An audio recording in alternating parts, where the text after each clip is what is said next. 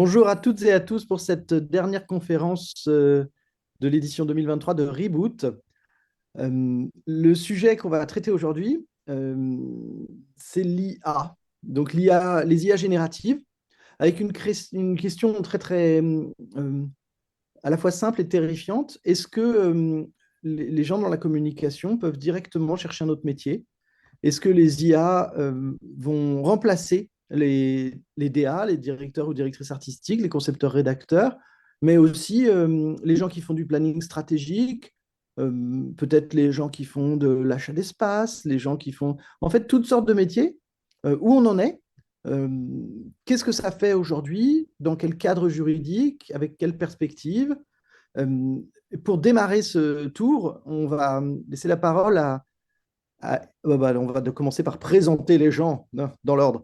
Donc, Étienne, Anaël et Florian. Alors, est-ce que vous voulez bien vous présenter dans cet ordre-là? Et puis ensuite, Étienne, on te laisse introduire le bal avec ce qu'on fait aujourd'hui avec des IA. Ah, d'accord. Bon, c'est moi qui commence. Alors moi, je m'appelle Étienne Mineur, je suis designer. Voilà, puis je travaille. Alors moi, je sais pas si vous voyez derrière, je fais beaucoup de trucs en papier. Hein. Je suis pas focalisé uniquement sur le numérique, mais depuis 3 ans, on va dire maintenant 2 ans et demi, 3 ans, là, je me suis beaucoup intéressé aux intelligences artificielles et en même temps, j'enseigne dans pas mal d'écoles, donc Camando et l'ENSI, les ateliers à Paris, par exemple, où je travaille avec beaucoup de workshops à la aide aussi à Genève, où je travaille avec beaucoup d'étudiants pour voir quels sont les nouveaux usages que vont impliquer et les bons usages, j'espère, l'arrivée des intelligences artificielles dans nos métiers. Voilà, donc métier d'illustrateur, graphiste, design industriel, UX, UI, enfin tout ce que vous voulez, U machin.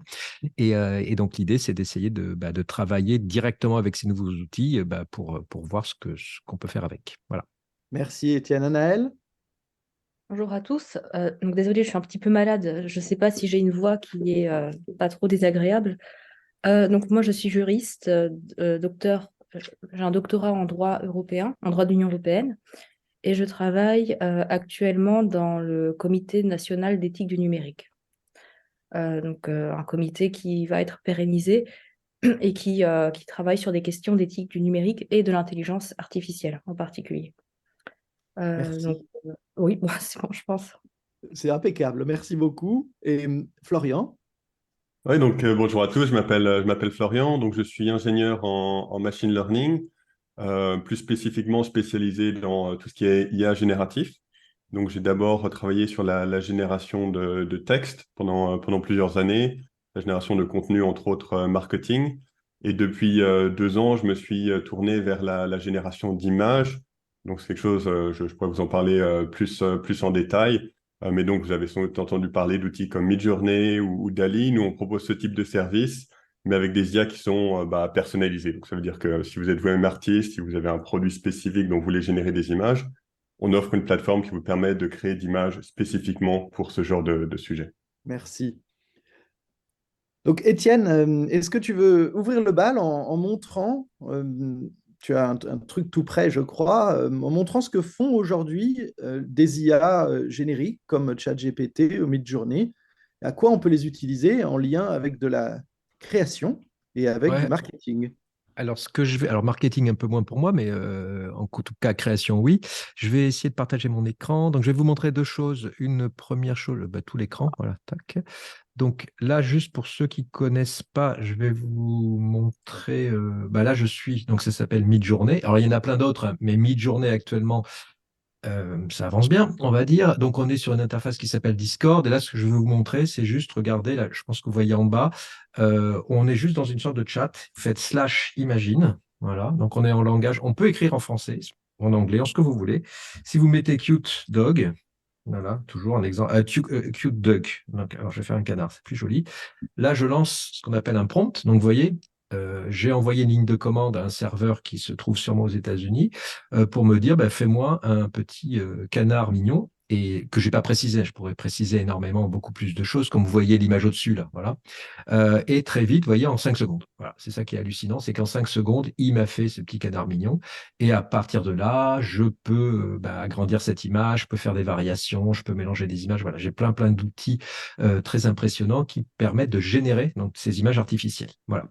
Et donc là, donc on est, oui, en fait, ce qui est très impressionnant, bon, la qualité, mais après la qualité, c'est à vous en tant que graphiste, directeur artistique ou que sais-je, ou photographe, de définir extrêmement bien Et les gens qui font la différence dans les IA, c'est les gens qui sont capables d'exprimer par le langage, en tout cas dans Midjourney, une direction artistique très précise. Parce que si vous dites juste un petit canard mignon, ben, il va vous faire ça. Bon, c'est rigolo, mais c'est pas très intéressant. Mais dans justement une identité de marque ou des choses comme ça, où il y a des critères très précis, et vous, en plus, vous avez une idée derrière la tête, l'idée, c'est d'arriver à bien structurer par le langage. C'est ça qui est très perturbant pour des gens d'image comme moi ou des choses comme ça, c'est que tout d'un coup, il faut s'exprimer très, très clairement pour arriver à ce genre d'image. Voilà. Je vous montre pas tous les outils qu'on a en plus. Et puis, par exemple, donc, dans un cas très, très précis, vous voyez, moi, j'ai travaillé, donc là, je pars sur un travail que j'ai fait l'année dernière, pour tout vous dire. Donc ça, c'est le musée pas le musée, c'est à Orange, le théâtre antique de Orange, donc avec l'équipe d'IMKI. Donc c'est une équipe où il y a beaucoup d'ingénieurs et de mathématiciens, ils sont une quinzaine. On a créé, donc moi j'ai fait la direction artistique et toutes les animations et le graphisme. J'étais assisté de 2 personnes en plus. On a fait tout un spectacle de 45 minutes. Vous voyez quelques images fixes, voilà. Mais toutes les images fixes ont été générées par des intelligences artificielles. Alors le thème, c'est sur la création du monde vu par l'Antiquité et les Grecs. Et les Romains, surtout dans ce cas-là. Et c'était une grande vidéo mapping. Je vais assez vite là pour vous montrer les images. Mais toutes ces images au départ, vous voyez là par exemple, c'est typique, c'était un tableau. Il y a eu 13 tableaux différents. Là, par exemple, en bas à gauche, j'ai estimé que c'était bien pour mon décor, donc j'ai retravaillé dessus. Là, pareil, à un moment donné, j'avais une forêt, voilà, qui m'intéressait, mais alors quand je dis rapidement, c'est que le travail nous a duré 3 mois. Alors quand je dis 3 mois, c'est jour et nuit, 3 mois, parce que c'est 45 minutes.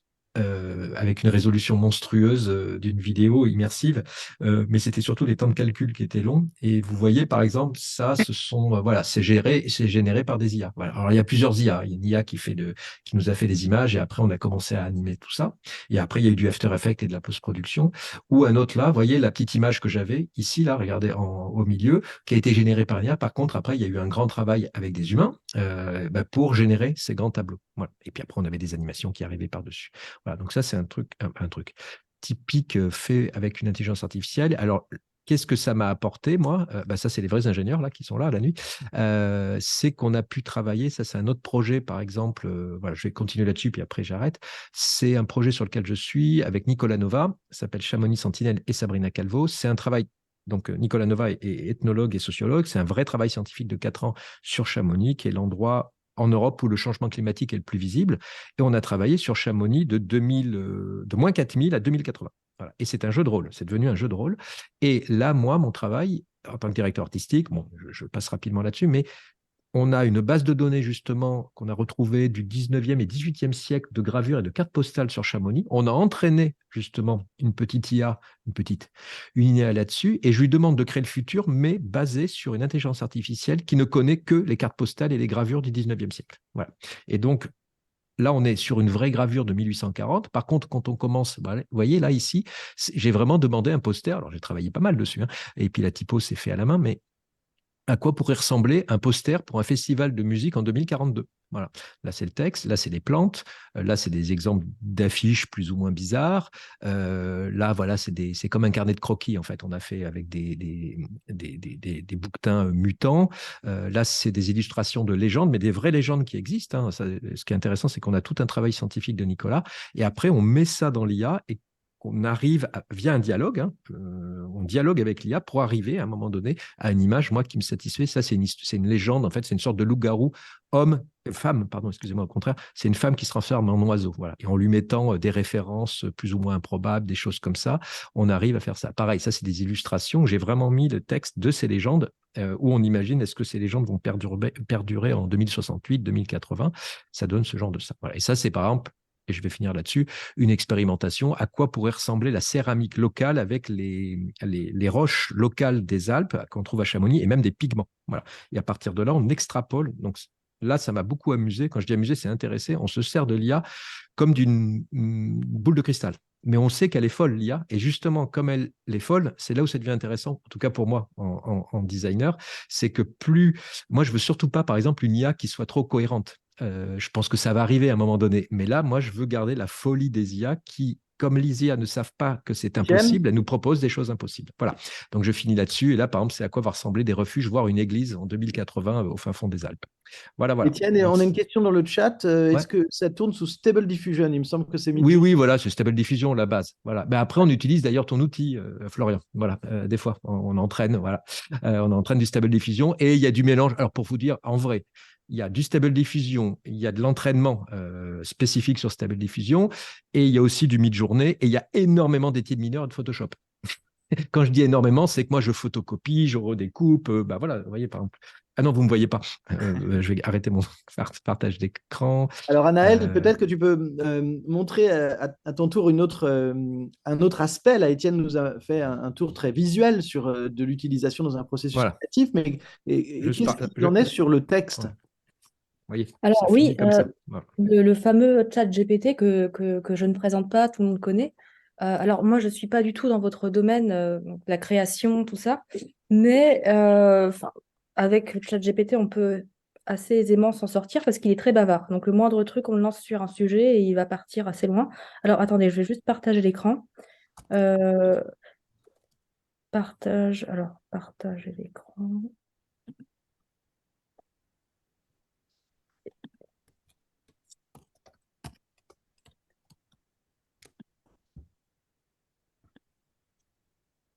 Donc voilà, peut-être que parmi vous, les gens ont déjà fait des essais avec tous ces outils.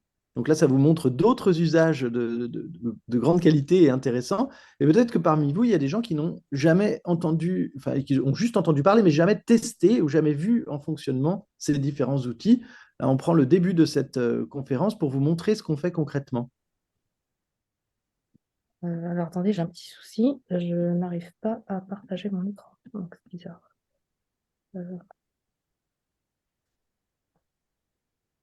Alors, si tu veux, le temps que tu répares sur le partage, on peut peut-être demander à Florian de nous montrer ce que on peut faire avec des IA spécifiques, c'est-à-dire pas une IA générique comme Midjourney, mais l'IA dont parlait Étienne tout à l'heure, une IA entraînée sur un corpus spécifique ou un peu cousu humain. Oui, tout à fait. Je peux regarder si j'ai plus de chance avec le C'est bon. partage d'écran. Est-ce que vous voyez mon écran? Ouais. Voilà, donc ça, c'est vraiment une présentation rapide du cœur de la technologie qu'on propose. Donc, effectivement, on peut générer des images très impressionnantes sur Midjourney, comme Étienne vient de nous le montrer. Donc là, voilà, c'est un exemple qui vient de DALL-E 2, donc qui n'est plus vraiment à jour, mais donc vous écrivez un prompt, par exemple Léonard de Vinci avec des lunettes de réalité virtuelle, ça vous fait ce type de résultat assez cool. Mais une limitation de ce genre de service, c'est que si je dis que je veux avoir une image de moi-même, Florian Laurent, avec un casque VR, si vous demandez à Midjourney ou à DALL-E, vous aurez un résultat qui sera absolument pas crédible, pour la bonne et simple raison que bah, ces modèles ne me connaissent pas, ne vous connaissent pas, ne connaissent que les célébrités. Vous avez été entraîné sur des milliards d'images qui viennent d'un peu partout sur Internet. Certains concepts et personnes y sont très fortement représentés, certaines nettement moins, parfois pour de bonnes raisons, parfois pour de mauvaises. Et donc, nous, ce qu'on propose, c'est de faire en fait des modèles qui sont personnalisés. Donc là, par exemple, je prends une dizaine de photos de moi-même. Vous voyez, c'est pas des photos qui ont besoin d'être de qualité professionnelle. Et ça me permet d'entraîner un nouveau système, on appelle ça un modèle, donc vraiment une nouvelle IA qui permet ensuite de générer des photos qui vous ressemblent. De la même façon que vous pouvez faire ça avec des gens, donc vous pouvez vous rajouter vous-même ou n'importe qui dans le modèle. Vous pouvez faire ça avec des objets. C'est par exemple utile si vous voulez mettre en scène des produits. Donc là, par exemple, ce sont des vraies photos de vraies casquettes d'un site d'e-commerce. Je fais un modèle customisé par rapport à ça. Et ça me permet de faire ces nouvelles images qui mettent en scène cet objet. Et donc là, toutes les photos que vous voyez, les quatre clichés sur la droite, donc ce ne sont pas des photos, ce sont des images générées par l'IA. Donc les personnes mises en scène n'existent pas. C'est moi qui ai décrit dans le prompt, bah, je veux quelqu'un de cet âge, cette apparence, etc. Et ça me permet d'en générer beaucoup à la volée de cette façon.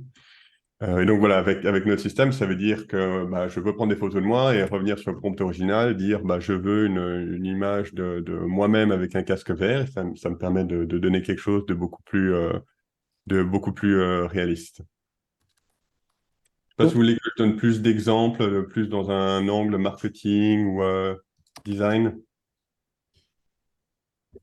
bah, non, là, en attendant que le problème technique soit réglé pour qu'Anaël puisse nous partager son écran. Si tu veux, je peux expliquer juste comme ça, excuse-moi Arnaud, pour si on a des gens qui ne connaissent pas bien, le système que propose Florian, par exemple, vous avez vraiment une interface assez simple. Vous avez un corpus d'images, donc par exemple des illustrations, par exemple des cartes postales de Chamonix typiques du 19e siècle, donc avec une sorte de grain et voilà, un style graphique assez fort. Bah, vous glissez juste tout bêtement, vous glissez vos images dans un petit récit, enfin, comment dire, dans un site web. Voilà, vous lui demandez d'uploader tout ça. Vous pouvez, avec un fichier JSON, si je me rappelle bien, pour chaque image, décrire cette image. C'est-à-dire que vraiment, vous dites, voilà, là, il y a Étienne qui a plus beaucoup de cheveux, qui a des lunettes et puis un pull marron. Ou sinon, automatiquement, il va se débrouiller. Et là, il y a un petit entraînement, je ne sais plus, une dizaine de minutes, ça doit dépendre du nombre d'images. Et à partir de là, tout d'un coup, on a un nouveau modèle. Tu me dis si je me trompe, Florian, mais qui sait dessiner Étienne tout d'un coup. Ou toi, là, j'ai vu ton exemple, qui sait qui est Étienne Mineur. Voilà. Parce que Étienne Mineur, il n'est pas connu par Midjourney, et heureusement d'ailleurs. Tom Cruise est connu, moi moins. Et là, tout d'un coup, tu as vraiment, dorénavant, quand tu utilises le mot Étienne Mineur, par exemple, il sait que c'est un homme de 55 ans qui a plus beaucoup de cheveux et qui ressemble à ça. Et après, tu peux t'amuser à faire ce que tu veux. Mais voilà, donc tu spécifies vraiment ça. Alors ça, c'est pour un visage, mais tu peux le faire pour un style graphique, tu peux le faire pour un objet, pour ce que tu veux. Donc ça devient très, très intéressant quand vous travaillez pour une marque et qu'il y a des codes graphiques très spécifiques. Toi, des gammes de couleurs, des textures, des formes, des choses comme On a ça. une Et à question partir dans de le là, chat là-dessus. Est-ce que entraîner un modèle comme ça demande beaucoup de ressources? Oui, enfin Florian va te le dire, mais plus que générer juste. Ouais. Oui, tout à fait. Donc, j'ai la question. Ouais, donc, tout à fait. Donc, l'entraînement des modèles est beaucoup plus coûteux que la génération. Euh, donc, en fait, ce qui se passe, c'est que quand on entraîne des modèles, on les entraîne évidemment pas de zéro. On reprend de bases existantes, donc typiquement des modèles comme Stable Diffusion. Donc, quelqu'un pose la question du Excel ou pas. On propose les deux. Stable Diffusion Excel est donc un modèle plus récent, beaucoup plus gros, donc il prend du coup plus de temps à entraîner. Et donc, on part de cette base-là et on entraîne un petit peu plus. Ça s'appelle faire du fine-tuning. Je pense que c'est de l'ajustement en français pour rajouter ces nouveaux concepts dessus. Et donc, effectivement, il y a un coût à ça, il y a un coût énergétique, un coût monétaire. Et c'est l'un des grands aspects sur lesquels on travaille sur notre plateforme, c'est de rendre ça le plus efficace possible. D'une part, parce que le fait d'avoir une plateforme plus rapide profite aux utilisateurs, et puis ça veut dire qu'on a voilà, un temps d'itération plus rapide, mais aussi pour limiter toute la consommation électrique derrière. Et donc, en fait, un des aspects qu'on utilise pour faire ça, c'est qu'on utilise bon, je rentre un peu dans les détails, mais des accélérateurs très spécifiques construits par Google, qui s'appellent des TPU, qui arrivent à 4 fois plus d'efficacité que le matériel standard, où en général, les gens utilisent des cartes graphiques pour faire ce genre de processing. On utilise vraiment des puces qui sont très optimisées pour ce genre de processus. Alors, est-ce que Anaël, tu peux partager ChatGPT? Oui, c'est bon, problème résolu. Alors, Super, on te on suit. oui, alors, Total Impro, je me suis dit, on va rester dans la lignée un peu provocatrice de la conférence. Vous voyez Ouais, mon tout bien. partage? Très bien. Alors, par exemple, donc là, je lui dis bonjour parce qu'on est poli avec les chatbots, c'est un comportement éthique. Je vais lui demander par exemple, de rédiger un plaidoyer visant à convaincre le juge euh, que les œuvres euh, de l'IA générative méritent d'être protégées au titre du droit d'auteur. Voilà. Donc, il faut savoir que beaucoup d'avocats et même des juges ont utilisé ChatGPT dernièrement et ils ont eu quelques soucis parce qu'il raconte beaucoup de bêtises, mais il est très bavard. Donc on peut voir que alors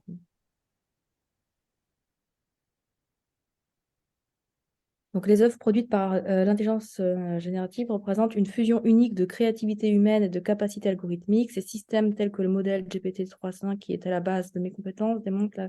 Alors, là, on peut être beaucoup plus précis parce que vous voyez bien qu'ici, c'est assez médiocre. Il fait du bullshit, il faut le dire. Ça ne passera pas devant le juge.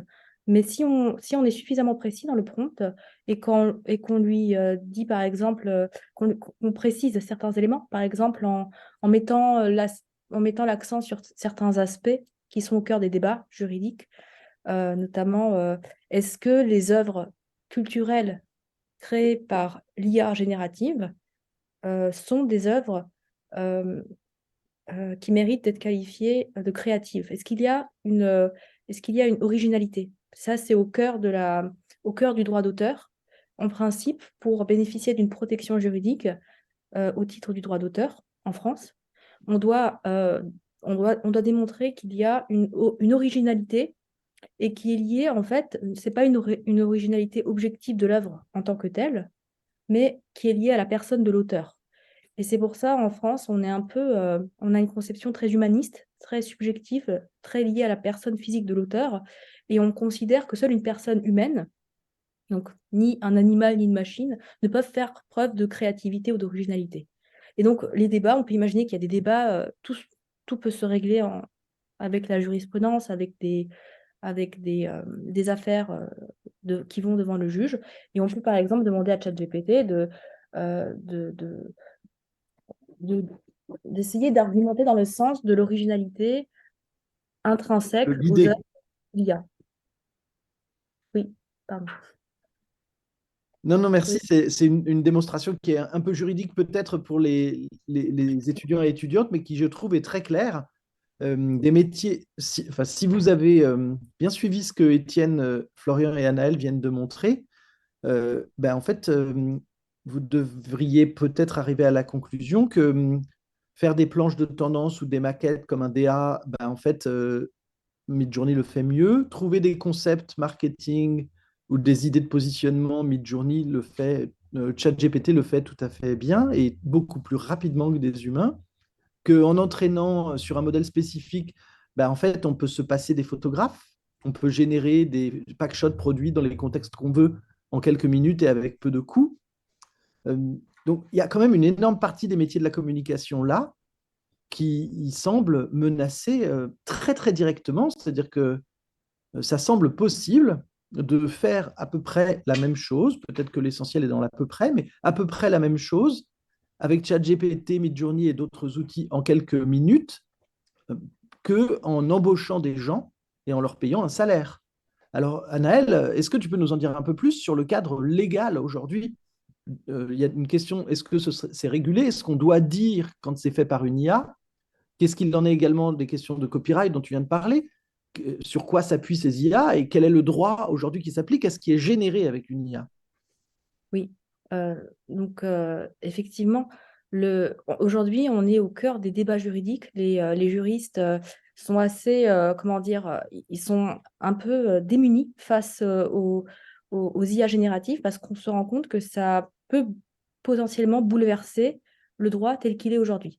Donc, pour être un peu plus simple, pour dire les choses plus simplement, vous n'êtes pas sans savoir que les personnes physiques, euh, lorsqu'elles créent, on appelle ça des œuvres de l'esprit, lorsqu'elles font, euh, lorsqu'elles, lorsqu'elles créent quelque chose, elles peuvent le protéger juridiquement en faisant valoir un droit d'auteur. Donc on a le droit d'auteur et des droits voisins. Et on, ça permet en fait un monopole dans l'exploitation, ça permet d'avoir des droits sur son œuvre, une œuvre qui peut être littéraire, artistique, et on peut donc bénéficier de ce droit d'auteur. Il y a certaines conditions. En droit, il faut toujours remplir des conditions, et notamment, il faut qu'il y ait un lien direct, c'est quasiment un cordon ombilical entre l'auteur, personne physique, et son œuvre. Il faut qu'il ait mis l'empreinte de sa personnalité, que ce soit lié à sa personnalité. Et tout ça, ce sont des critères, donc au cas par cas, on regarde est-ce que effectivement on peut rattacher telle œuvre, qu'elle soit artistique ou littéraire, à un auteur personne physique. Et en France, encore plus que dans d'autres États, je pense notamment au monde anglo-saxon, mais en France, on a une conception très humaniste qui protège la personne de l'auteur en tant que personne humaine. Et c'est pourquoi on a du mal à reconnaître à se dire qu'on pourrait étendre le droit d'auteur à des œuvres qui seraient générées par l'IA. Pourquoi? Parce que vous voyez bien, lorsque j'écris un truc, c'est juste une phrase, et si j'écris un roman, juste en faisant quelques prompts comme ça et que ChatGPT me fait tout un roman, c'est difficile de dire c'est ma création, ça reflète ma personnalité, c'est ma créativité qui est en jeu. Et je lisais l'autre jour un truc intéressant, un parallélisme intéressant. Par exemple, si vous prenez la chapelle Sixtine, tout le monde connaît, au Vatican, avec Michel-Ange, les fresques de Michel-Ange avec la création d'Adam, Dieu le Père et tout ça. Tout le monde est d'accord pour dire que l'auteur, c'est Michel-Ange. Et il ne viendrait à l'idée de personne de dire que c'est le pape Jules II qui était commanditaire. Or ici, on a quelque chose d'assez semblable. Le commanditaire, finalement, c'est l'utilisateur de l'IA générative qui fait une commande, qui passe une commande via une phrase, un prompt plus ou moins élaboré, plus ou moins précis. Et on peut factuellement considérer que l'œuvre appartient à l'IA. Mais est-ce qu'on peut protéger cette œuvre au sens protection juridique, avec tout ce que ça implique en termes d'avantages, c'est difficile. Alors, il y a plusieurs pistes, je ne vais pas toutes les évoquer, mais une piste qui me semble complètement farfelue et improbable, ce serait de conférer une personnalité juridique aux IA. Donc, en fait, de même qu'il y a des personnes morales, des sociétés qui bénéficient de la personnalité morale, on pourrait imaginer que les IA, les robots autonomes, ceux qui ont du moins une grande autonomie, bénéficient d'une personnalité juridique avec un patrimoine et donc qui pourraient bénéficier d'un droit d'auteur étendu ou adapté. Mais ça me semble totalement farfelu parce que ça règle aucune question et ça règle pas les problèmes liés au droit d'auteur. Au contraire, ça a tendance à ajouter beaucoup de confusion parce que c'est pas une piste qui est la plus, on va dire, majoritaire dans la doctrine. Merci beaucoup, Anaëlle. J'ai l'impression qu'on peut dire, c'est des sujets qui sont subtils et assez compliqués, mais j'ai l'impression qu'on peut dire qu'aujourd'hui, il n'y a pas vraiment de cadre juridique solide et il n'y a pas vraiment de protection juridique à quelque niveau que ce soit. Oui, alors ça dépend parce qu'il y a plusieurs niveaux. Quand on parle de l'IA générative, il faut distinguer l'IA en tant que telle, qui, elle, bénéficie bien sûr d'une protection. Le concepteur de l'IA, alors l'algorithme n'est pas protégé, mais son expression codée, le programme, il peut être protégé. Et le concepteur de l'IA peut bénéficier effectivement. Mais cette IA, et c'est là que c'est très intéressant parce que dans les enjeux juridiques, ce sont toujours en termes de qualification et de distinction. Et on se rend compte que l'IA en tant que telle est une œuvre très complexe quand il s'agit de la protéger juridiquement. Mais en plus, c'est une œuvre qui elle-même se nourrit d'autres œuvres en amont. Ce sont les fameuses données qu'elle va pomper allègrement chez des créateurs. Elle va se servir, quand je dis elle, c'est très j'anthropomorphise, je ne devrais pas, mais les concepteurs de l'IA vont la nourrir, vont l'entraîner, en lui donnant tout un tas de données, un corpus le plus grand possible de données pour l'entraîner, avec potentiellement des biais d'ailleurs. Et la question se pose de la protection dont bénéficient ces œuvres, qui sont, elles, alors là, pour le coup, il y a un lien avec les auteurs, personnes physiques. Et la question, c'est est-ce que ces artistes, ces écrivains peuvent s'opposer à ce que l'IA pompe dans leur œuvre pour s'entraîner et pour produire d'autres œuvres en aval? Et la question, c'est oui, ils peuvent, mais en pratique, c'est compliqué. Donc, juridiquement, ils peuvent. Il y a un mécanisme, ça s'appelle l'opt-out. C'est prévu dans une directive de l'Union européenne, je n'entre pas dans les détails, directive de 2019, qui permet à ces titulaires de droit de s'opposer à ce que l'IA pompe leur travail. C'est parce qu'il y a un autre mécanisme qui s'appelle la fouille de données que le droit de l'Union européenne a permis pour que les concepteurs de l'IA bénéficient de ces... pour favoriser l'innovation, qu'ils puissent bénéficier de ces données avec un large accès aux données. Et on peut s'y opposer en faisant valoir un opt-out, ce mécanisme d'opt-out. Mais en pratique, c'est très compliqué parce que c'est assez facile d'accéder à ces voilà, enfin, ce qu'il faut bien comprendre, c'est qu'il y a une réalité juridique et il y a quelque chose qui se passe en pratique qui nous dépasse tous. Et troisième distinction, et j'arrête là, c'est la question de la protection des œuvres générées par l'IA. Et j'en reviens à ce que je disais tout à l'heure actuelle, et pour répondre à ta question, Arnaud, il n'y a pas de protection. Et le législateur européen est assez timide pour légiférer là-dessus. Il attend de voir, parce qu'il y a une telle évolution, on attend de voir. Et la question cruciale, c'est de savoir finalement si les œuvres qui sont générées par l'IA, quelle est la place de l'humain? Est-ce qu'on peut dire que ce sont des œuvres qui sont... est-ce la nuance serait de dire, est-ce que c'est assisté par l'IA? Est-ce que l'auteur personne physique est assisté par l'IA, ou est-ce que c'est juste l'IA qui fait tout le boulot? C'est ça la vraie question. Et on voit bien qu'ici, c'est plutôt l'IA qui fait tout le boulot. En tout cas, moi, j'ai ce sentiment. Merci beaucoup pour cet éclairage sur des sujets qui sont assez difficiles. C'est plus clair là. Étienne, on en parlait tout à l'heure. Tu as déjà vécu, toi, en lien avec ton absence de cheveux, ton grand âge, tout ça. Tu as déjà vécu une révolution, mais que tu qualifies de moins forte.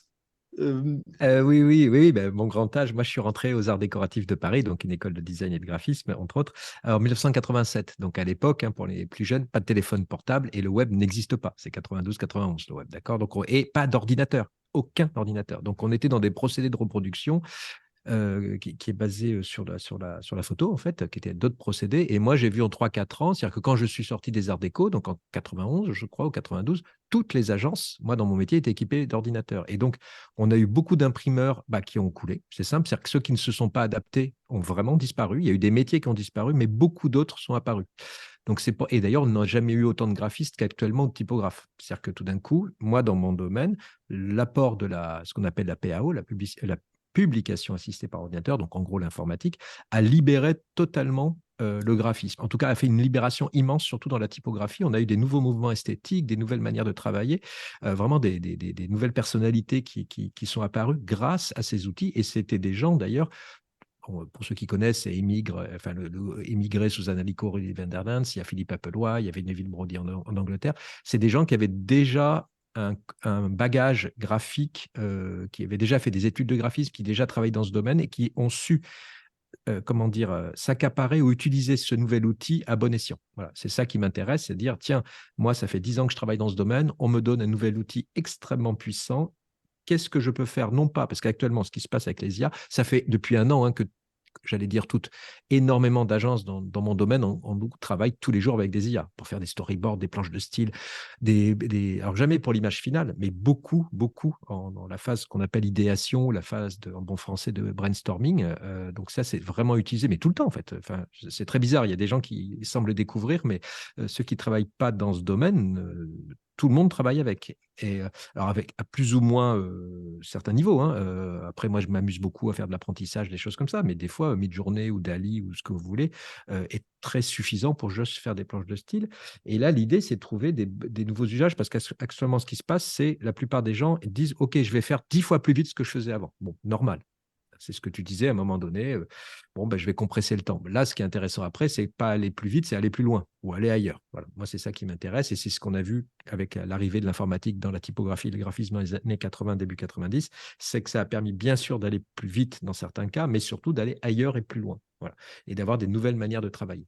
Tout d'un coup, tu as des indépendants qui étaient capables de gérer des grandes campagnes ou générer la maquette d'un grand magazine tout seul, en fait.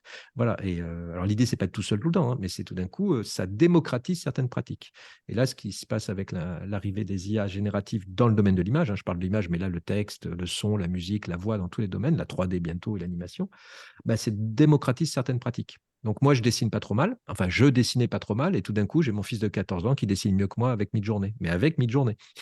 Mais le résultat à la fin, si tu compares, mon petit canard, là, que ce soit moi ou que ce soit quelqu'un d'autre qui l'ait fait, si je ne précise pas très précisément mon prompt, ma phrase, il va être tout à fait ordinaire, mais bien fait. Voilà, très flatteur. Voilà. Donc, on arrive à ce domaine où, tout d'un coup, par exemple, moi, je vois ça dans les agences, les commerciaux peuvent dessiner mieux que les DA. Voilà. Quand je dis mieux, avec plein de guillemets, c'est juste techniquement. Après, il ne faut pas confondre le travail, le temps de création et le temps de réalisation. C'est ça la grande différence. Tu vois, c'est facile de refaire un logo une fois qu'il a été fait, mais des fois, un logo, ça met 3 mois, 6 mois, des fois plus encore à se faire. Je parle d'un logo, mais c'est pareil, une chanson. Par exemple, une chanson, tu as des fois des musiciens qui disent, mais moi, j'ai mis 2 ans à la faire, cette chanson. Elle dure 3 minutes et tu dis, si tu es musicien, tu le refais. Et oui, mais le refaire, c'est facile, mais la créer, c'est totalement faire. Et dans tous les domaines, c'est pareil. Voilà, donc c'est facile à refaire. Et donc, c'est un peu ça le risque actuellement, c'est comment se démarquer par rapport à ces machines qui sont capables de statistiquement nous refaire des images très flatteuses, voilà, et qui correspondent plus ou moins au goût moyen. Voilà. Donc, c'est comment, voilà, moi, c'est vraiment ça, c'est où je me mets ailleurs. C'est-à-dire que si je réponds juste à des questions toutes bêtes, fais-moi, je sais pas, autour de moi, fais-moi un petit, je sais pas quoi, un nouveau petit magazine avec une. Qu'est-ce que j'ai autour de moi? Une paire de lunettes même, tu vois. Fais-moi le design d'une paire de lunettes standard. Bon, bah là, l'IA, elle le fait très, très bien. Voilà. Et donc, toi, si tu es designer de monture de lunettes, bah, comment tu te positionnes par rapport à ça? Voilà. Et comment tu arrives à avoir de l'originalité, des choses qui sortent des sentiers battus. Et tu peux te servir de l'IA pour ça. Mais à la fin, c'est toi qui choisis. Étienne, il y a quand même beaucoup d'agences de com Mm. qui ne font pas cette exploration de nouveaux espaces, qui essayent juste de faire un peu comme le concurrent, un peu comme euh, le marché du dessus. Je pense par exemple à la mode où Zara va essayer de faire comme Chanel, Mm. il y a quand même énormément dans la com de copycat, c'est d'imitation. Et alors là, ce que tu es en train de dire, ça semble être que bah, pour tout ce marché-là, c'est bon, c'est terminé, quoi. Ah ouais, tout à fait. Alors là, c'est clair. En tout cas, il ne restera qu'un ou deux gros, tu vois. Mais dans la mode, de toute façon, par exemple, les Zara et plein d'autres copient ces grands créateurs, tu vois. Donc déjà, ils copient très, très vite. Et là, ça va faire que accélérer. Voilà. Donc, mais justement, toi, si tu es plus petit ou tu te veux un peu différent, toi, j'imagine, si je m'appelais Hermès ou qui tu veux, bah, l'idée, ça serait de faire le contraire de ce que font les IA. Enfin, tu vois, il faut se démarquer absolument, parce que sinon Zara fait mieux que toi, de toute façon, et plus vite. Donc, voilà, donc c'est pour ça que il y a des angoisses et c'est tout à fait, comment dire, justifiable. Mais c'est pareil, toi tu connais mieux que moi, mais au niveau du code informatique, au niveau du code, c'est juste incroyable. Moi, j'arrive à faire exactement ce que je voulais en CSS, alors que j'y arrivais pas du tout, parce que notre ami ChatGPT, il y a le week-end dernier, je passe des week-ends intéressants, toi, je fais des triples colonnages de CSS et tout, ben, j'y suis arrivé et il m'a même expliqué pourquoi et là où je me trompais. Je dis, ben voilà, voilà. Non, mais vraiment, tu vois, alors, mon but, c'est de pas. Mais ça m'a permis justement de démocratiser un certain palier au niveau du code. Moi, tu vois, l'idée, c'est pas remplacer Julien avec qui je travaille, qui est développeur professionnel, mais sur des petites choses, je dis, bon, bah, je suis autonome. Voilà. Et moi, ça, je trouve ça génial parce que tout d'un coup, tu autonomises certaines parties. Par contre, après, voilà, pour les gens qui font des copycats ou de la copie ou d'essayer juste de ne pas se démarquer, de faire mieux que l'autre, voire moins cher, là, tu as perdu parce que moins cher, l'IA sera toujours moins cher. Même si ça dépense de l'énergie, même si elle va tellement vite. Vous voyez, là, c'est 4 secondes. Hein, j'ai chronométré ce matin là, en mode turbo. Hein, le mid-journée, c'est 4 secondes une image. Donc alors, il y a un côté, bah, tu vois, on connaît bien ça. Tu vois, par exemple, les NFT sont mortes, et tant mieux. Mais c'est parce que refaire des images, l'image numérique n'a plus de valeur maintenant. S'il n'y a pas d'idée derrière, c'est fini. Donc, Alors, il y a des questions dans le chat. hmm. Est-ce que vous pensez que les LLM comme ChatGPT mettent en danger le système scolaire actuel? Les élèves pouvant tricher très facilement, les Non, sont non. presque Alors, remplaçables. j'ai un fils de 14 ans. Après, je vous laisse parler. Donc, ça chauffe un peu à la maison en ce moment, parce que bien sûr, il est dessus. Mais l'idée, il a le droit de l'utiliser, parce que d'ailleurs, il partage le même compte que moi. Donc, je vois ce qu'il demande. Voilà, je lui dis, attention, on a un compte GPT. Donc, l'idée, c'est qu'il a le droit de se faire aider. Par contre, après, on vérifie à l'oral s'il a bien compris. Voilà. Donc, c'est comme moi, là, avec mon petit code informatique où je galérais sur du CSS, bon, un truc technique. Bah, là, je l'ai compris, en fait. C'est en le faisant et en faisant des allers-retours. Donc, on lui dit, tu t'en sers pas juste, donne-moi la réponse, c'est explique-moi, fais le déroulé, puis après on vérifie à l'oral. Et je pense qu'au niveau pédagogie, ça va changer beaucoup de choses. C'est comme l'arrivée de la calculatrice. Hein. Moi, j'ai passé le bac sans calculatrice. Hein. Je pense que la génération après de moi, j'ai fait un bac scientifique, il y avait droit à la calculatrice. Il faudrait revoir d'ailleurs les textes, ce qui s'est passé. Ça a dû changer et chambouler le programme en mathématiques. Voilà. Donc, savoir calculer la racine de 17, la machine te le fait. Tu vois, c'est pas la peine Alors, il faut savoir comment le faire. D'ailleurs, je ne sais plus. Mais Florian, tu dois savoir mieux que moi. Mais je pense qu'on va beaucoup plus vite. Et d'ailleurs, je pense que le niveau en mathématiques a dû augmenter. C'est juste une supposition, avec l'arrivée de l'utilisation de la calculatrice en cours dans les classes de première et terminale. Voilà, à vérifier.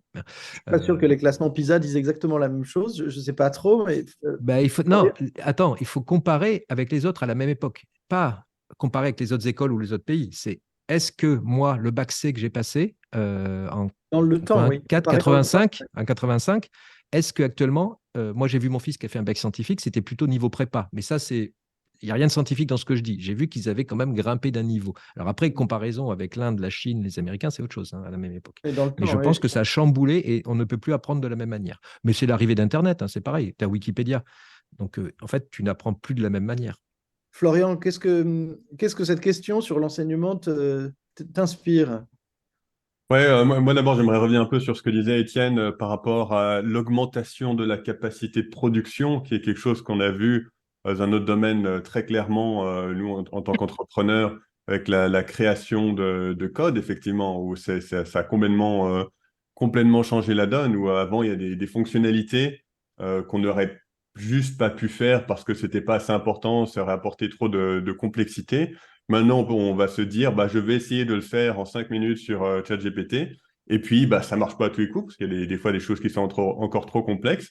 Mais des fois, il y a des journées entières de développement qui peuvent être faites en 15-30 minutes, parce que bah, voilà, on décrit un peu précisément ce qu'on veut faire, on donne assez de contexte par rapport au code qui existe déjà, et puis bam, ça nous sort des bouts de code complets qu'il n'y a plus qu'à tester et qui nous font gagner énormément de temps. Donc, pour moi, c'est vraiment cet aspect-là qu'il faut prioriser et se dire, bah oui, ce sont de nouveaux outils qui nous rendent plus forts, plus puissants. Comment est-ce qu'on arrive à capitaliser là-dessus? Sur la question, effectivement, de l'évaluation scolaire des étudiants, etc., je comprends que ce soit une vraie difficulté. Pour moi, il y a une remise en question sur la façon d'évaluer, effectivement, qui doit être faite.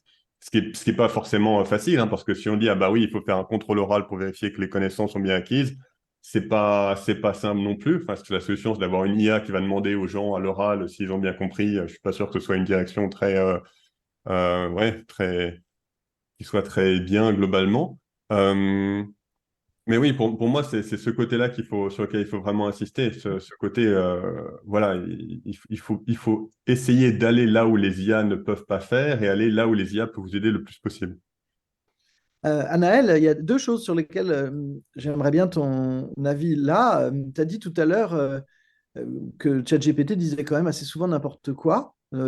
Et ça me paraît un point qui est assez nécessaire, c'est-à-dire qu'il y a des gens, et on a eu des réactions là dans le chat qui vont un petit peu dans ce sens-là, qui n'ont pas l'air de savoir que ChatGPT peut inventer des références, inventer des propos, qu'en fait c'est juste de la statistique linguistique, de la génération statistique, ça n'est pas du sens, ça n'est pas la grosse différence entre un enseignant en principe, hein, et ChatGPT, c'est qu'il y en a un qui sait de quoi il parle et l'autre qui assemble juste des mots. Et la deuxième chose, c'est le terme d'outil qui est controversé parce que d'un côté, évidemment, ce sont des outils pour les praticiens, mais de l'autre côté, en principe, un outil ne nous modifie pas ou ne nous agit pas ou ne prend pas nos données. Là, c'est un outil, mais c'est aussi peut-être un système. Alors, voilà, sur ces deux points, est-ce que tu peux Oui. nous en dire un peu plus? Oui, et la première question rejoint, on peut faire une transition avec est-ce que ça chamboule l'école? On a eu des débats parce que certaines écoles, comme Sciences Po notamment, avaient interdit l'usage de ChatGPT parce qu'on disait que ça menace le système scolaire, les étudiants fraudaient en masse. Et le CNPEN, donc je suis rédactrice au CNPEN, qui a rendu un avis sur les IA génératives et il met l'accent sur la nécessité de préserver les capacités humaines dans l'enseignement. Donc, il ne faut pas interdire ChatGPT et les autres IA. Il faut il faut que le système s'adapte, donc que les professeurs soient formés à ces outils, qu'ils apprennent aussi aux élèves de s'en servir intelligemment. Et effectivement, pourquoi intelligemment? Parce qu'on ne peut pas demander tout et n'importe quoi à ChatGPT, contrairement à une calculatrice qui dit toujours la bonne réponse, normalement. ChatGPT dit beaucoup de bêtises. Et il invente des sources, il invente des références. Même les juristes ont fait les frais de ça, puisqu'on a des avocats qui ont basé leur plaidoirie sur des trucs rédigés par ChatGPT. Et effectivement, euh, en fait, ChatGPT ne raisonne pas. Il ne raisonne pas. C'est pas un système déductif. Il n'y a pas des règles logiques. On sait, ce sont des probabilités. Je ne veux pas revenir là-dessus, mais on ne peut pas se baser sur lui pour avoir la vérité, pour accéder à la vérité. C'est pas possible. Donc il faut se méfier. avec lui.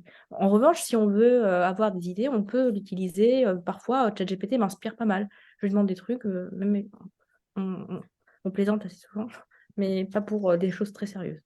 Et deuxième point, oui, sur l'outil.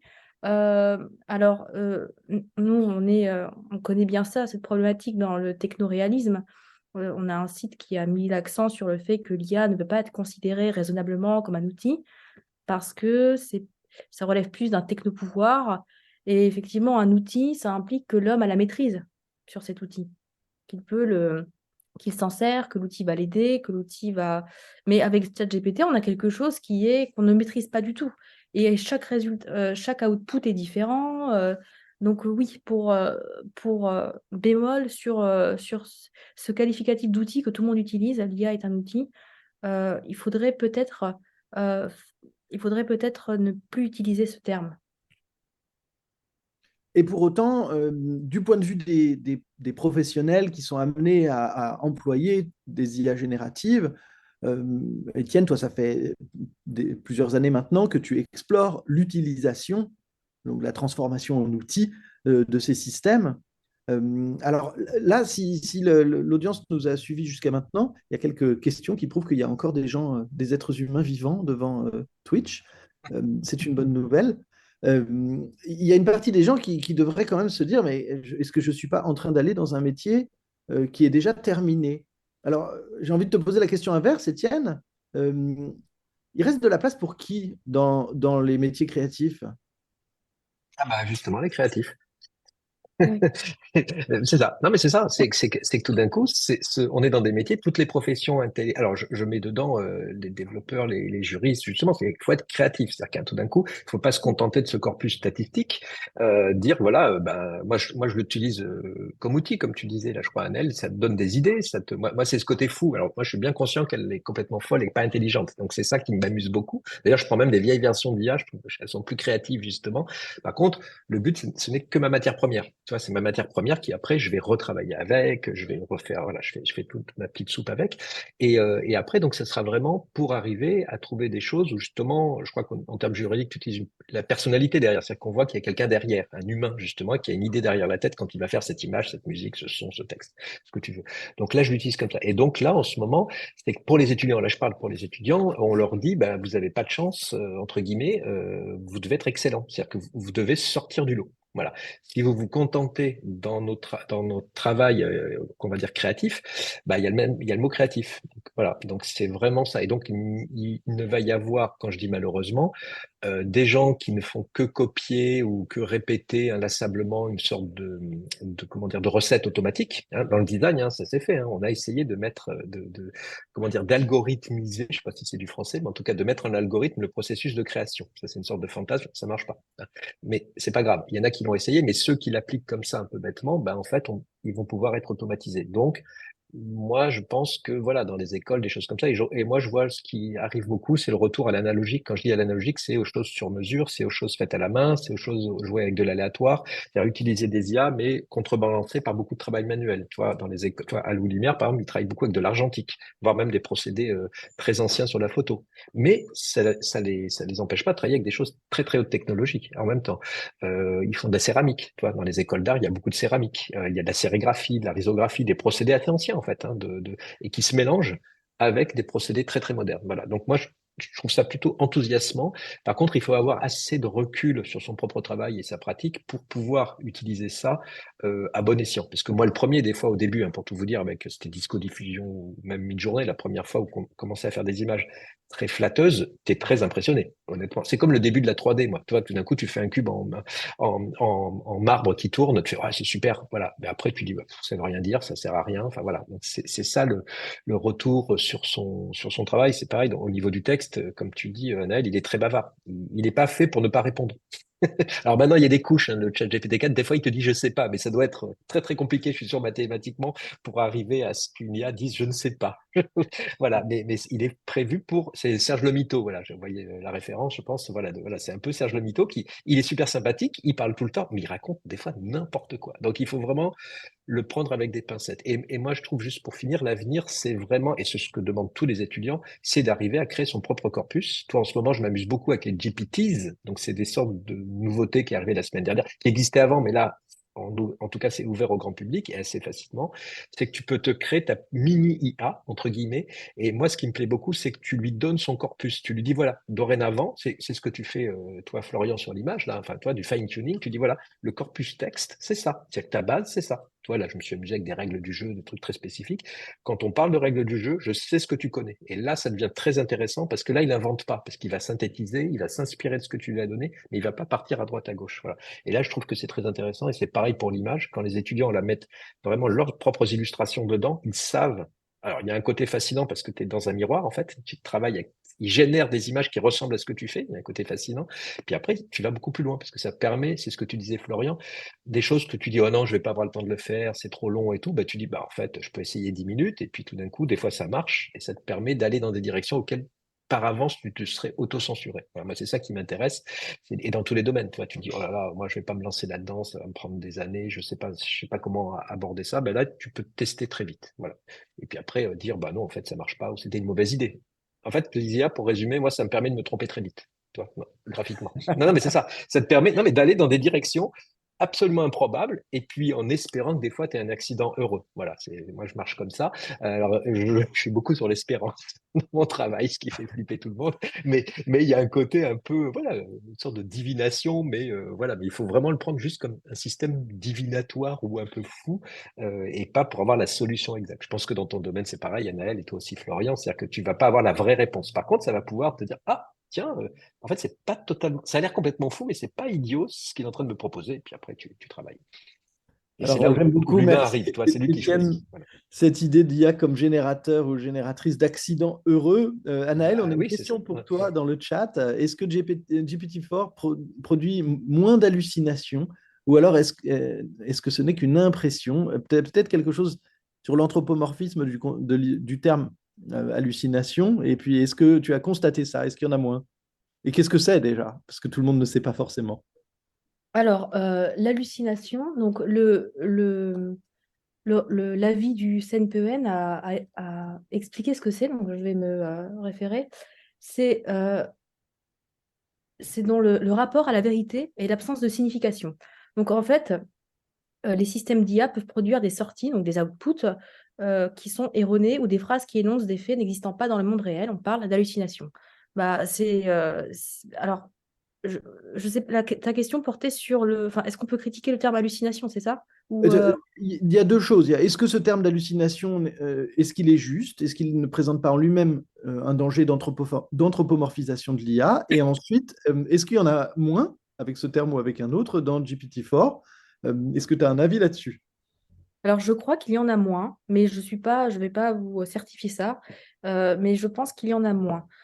Sur la question de l'anthropomorphisme, oui, mais ça, c'est très courant et on ne peut pas s'empêcher même inconsciemment, d'anthropomorphiser tout le temps. Même lorsqu'on dit les IA, on en parle comme si c'était des entités qu'on croise dans la rue. En fait, c'est le langage lui-même qui nous piège parce que on essaye d'appréhender quelque chose, je le disais tout à l'heure, qui nous échappe totalement.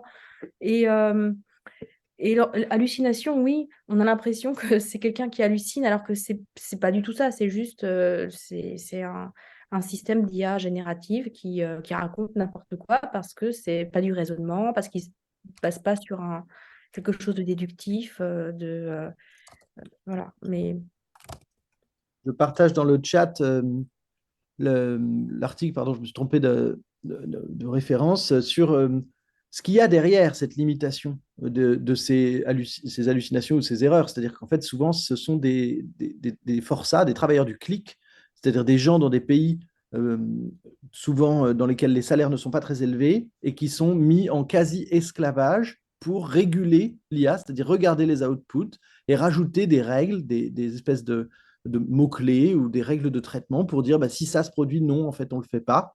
Donc, c'est très loin d'être magique tout ça. Florian, tu as, toi, un retour à faire sur cette idée d'hallucination. Et puis, je crois que tu voulais nous montrer des choses, des usages particuliers d'IA générative.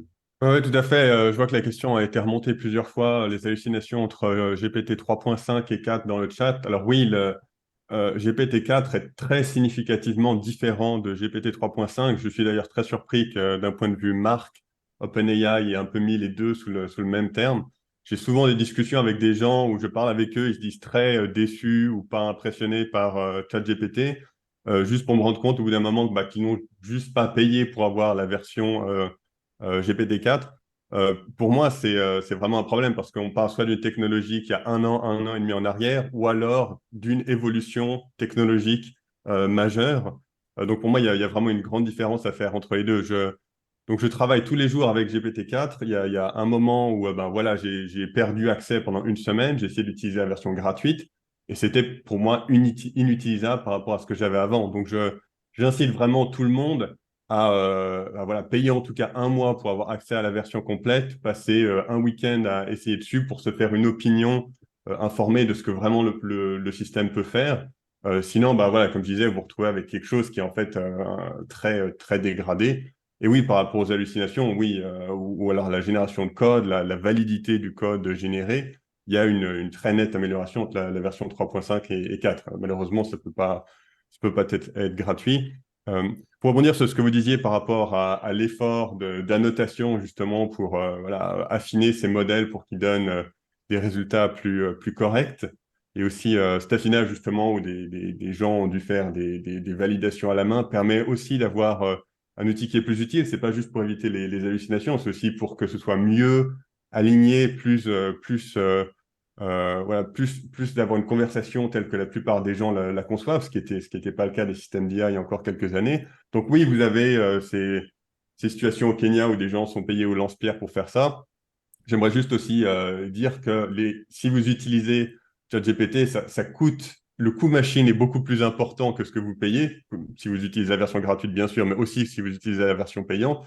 Donc vous aussi, en tant qu'utilisateur, vous êtes en train de faire partie de ce groupe d'humains euh, donnant leurs connaissances à OpenAI en disant ah bah oui, ça c'est une bonne réponse, ça c'est une mauvaise réponse. Deux points sur lesquels je voulais revenir. Autre chose par rapport à ce que disait Étienne, c'était la capacité de l'IA à nous aider à échouer plus vite.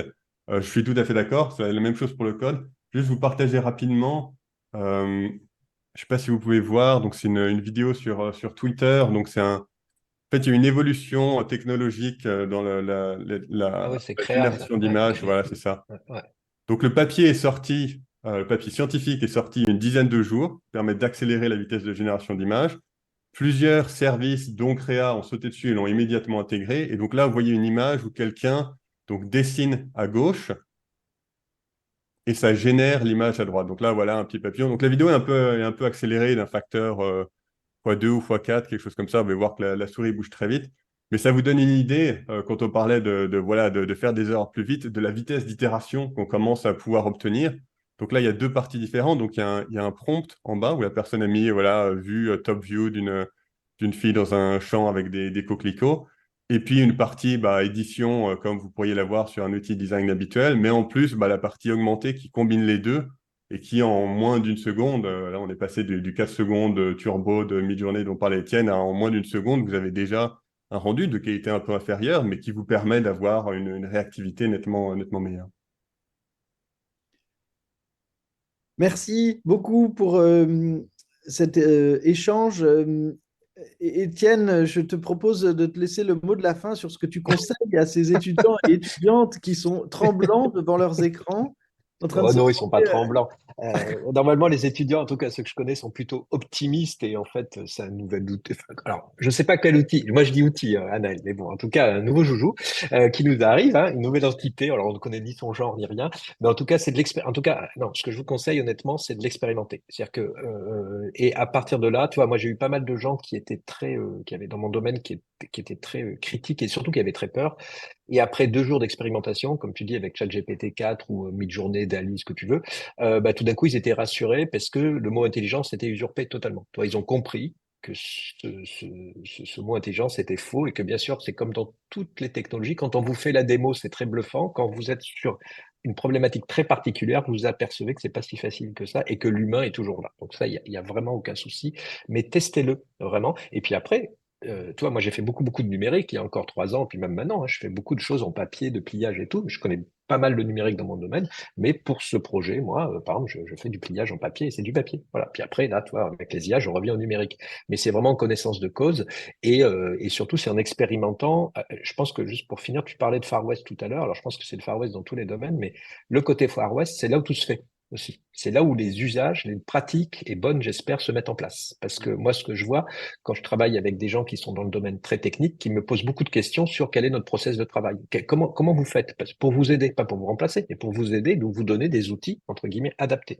Voilà. Et comment vous réfléchissez, comment on fait un projet d'X, Y, comment on fait un film d'animation, quelles sont les étapes et où est-ce que l'IA peut nous aider, pas nous remplacer. Voilà, nous accélérer certaines tâches un peu rébarbatives et pénibles. Voilà. Donc c'est vraiment Merci. expérimenté par vous-même. En plus, les outils sont pas très chers, honnêtement. Voilà, donc il y a plein de trucs gratuits. Voilà. Fouillez, vous allez trouver. Merci beaucoup à toutes et à tous. Rendez-vous sur Reboot 1, la chaîne pour la remise des prix du hackathon Reboot. Merci. Au revoir.